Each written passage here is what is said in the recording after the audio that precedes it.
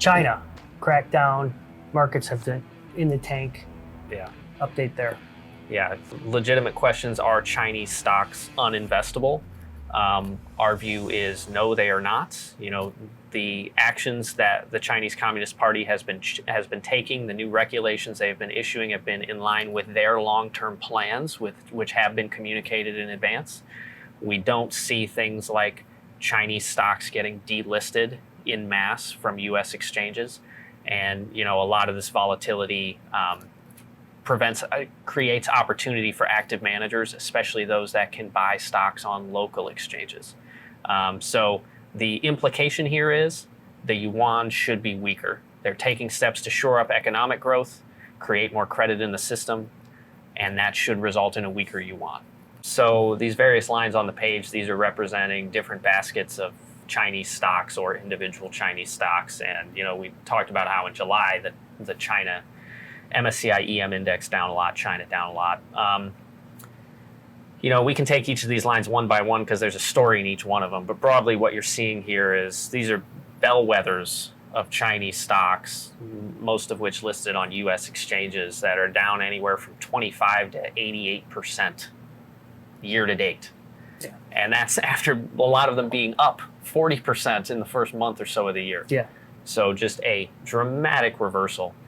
And all of these individual stories, in our view, are closely related to the fact that, China is going to do what is best for China, and they are acting in line with their long-term strategic initiatives.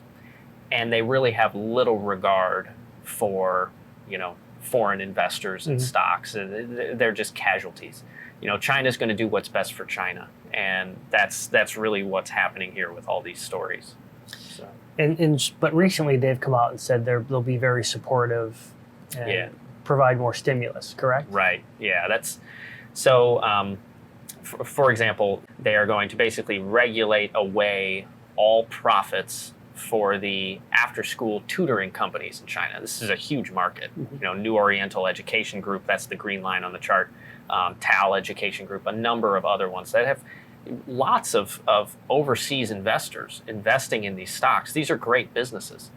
And, to basically overnight to have the Chinese government regulate away the profits, many investors outside of China are raising the question, are Chinese stocks even investable at this point?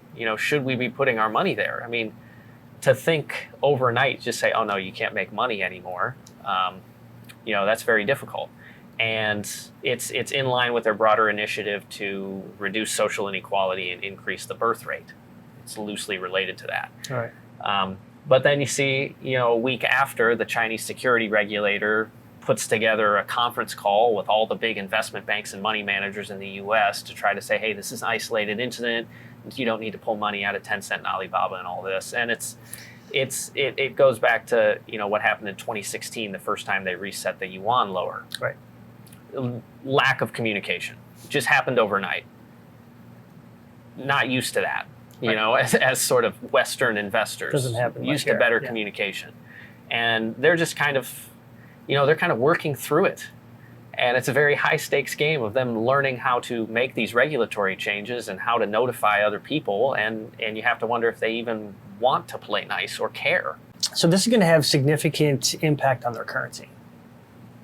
So walk us through this chart here and looking at how it'll weaken from this point forward. Yeah. So effectively what's happening is, as the Chinese Communist Party and the Chinese government pursue all these longer term initiatives, they're creating sort of controlled implosions within the economy. So they're letting, for example, China Evergrande Group, which is used to be the most valuable real estate company in the world, had a lot of debt problems. They're basically letting that blow up.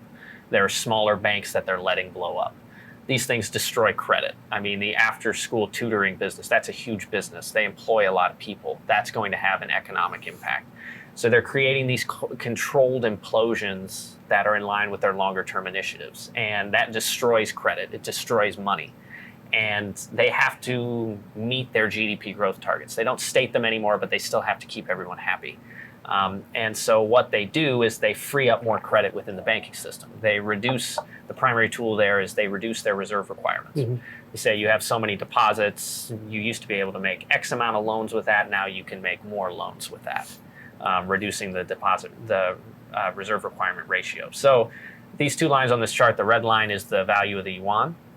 The blue line is the weighted average reserve requirement ratio for major banks in China. And you can see they just reduced the reserve requirement, try to free up more credit, support economic growth. And typically when they do that, the yuan follows. The yuan follows lower. Okay. So the yuan is relatively expensive right now. A lot of money has been flowing into China as they've basically been exporting everything to everyone during the pandemic. And so it seems like that could definitely come lower. And that's big news because we import a lot from China. Mm-hmm. So if the yuan weakens, we would be importing lower prices. That could quell some of these runaway inflation type fears. Thanks, Mike. Thanks to our research team for all these great slides. And as always, if you have questions, let us know.